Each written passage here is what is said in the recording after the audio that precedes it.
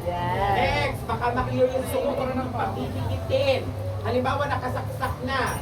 Huwag yung pagdidikitin, mag-spark yan. Clear. Kasi nakakita din ng ginagawa. Okay, kasi daw mo yun. Yan yung mga mag-inip ng items na sa ano. Dito na tayo. Dito na tayo. Dito ko yung big tatapos. Recording lang naman. Wait, natin na mo ba?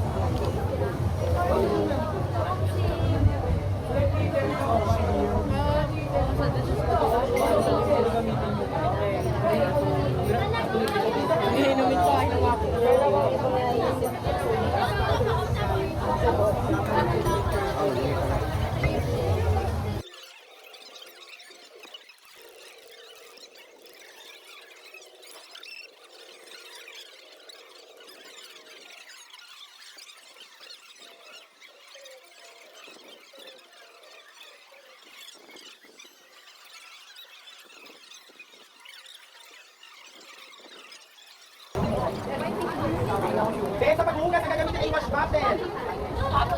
Oy, lagi naman ang tubig yung ano. Okay lang natin yung hugasan ulit.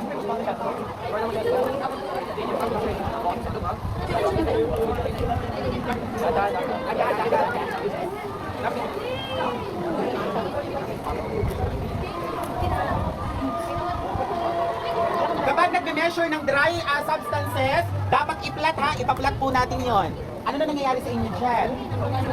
Ang daming basuhan. Nasa nung talaga ninyo yung basuhan? Sa ba leader nyo? Sino leader ninyo? Chihuahua po. Sa Chihuahua.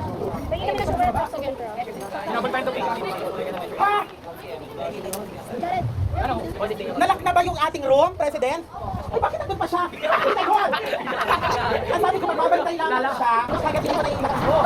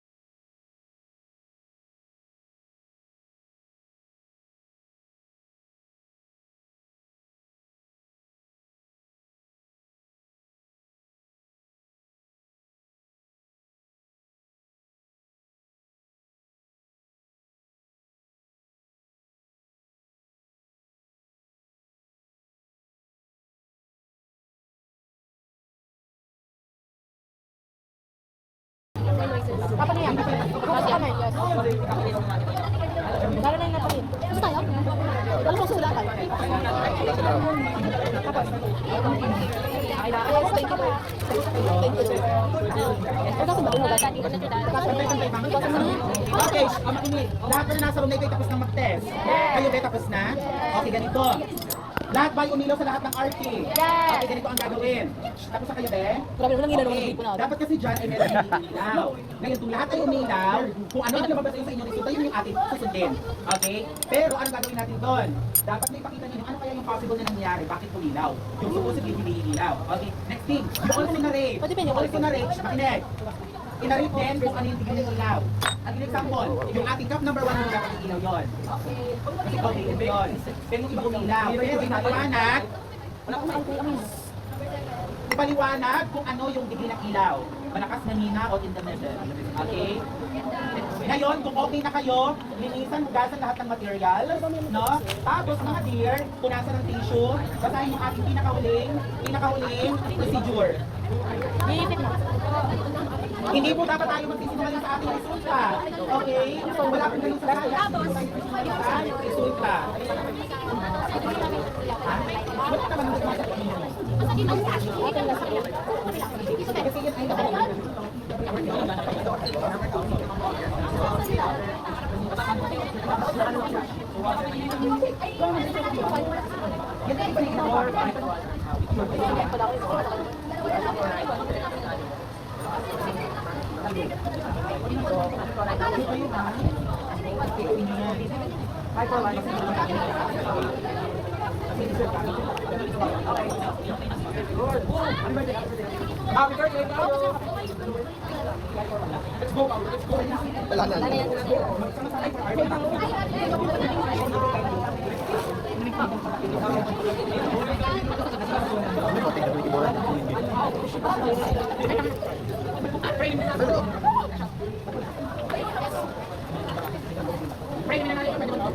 Tapos na kayo?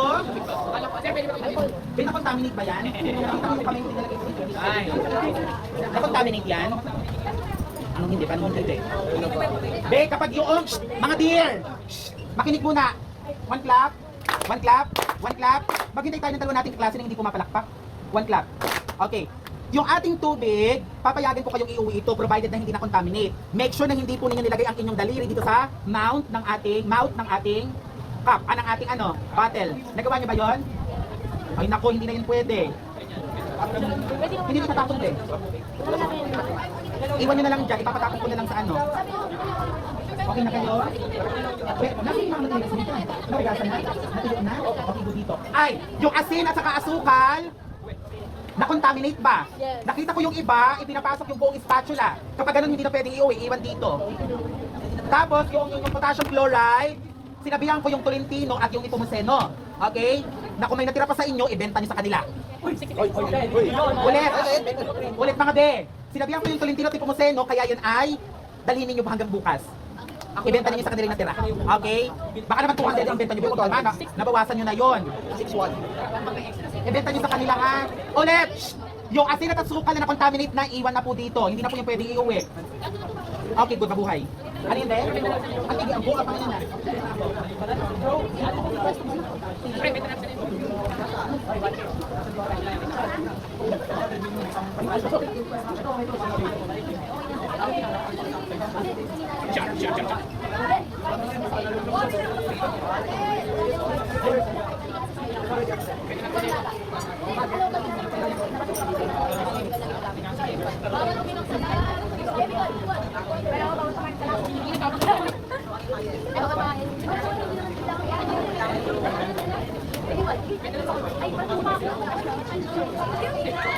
Sisend ko pa yung may bal.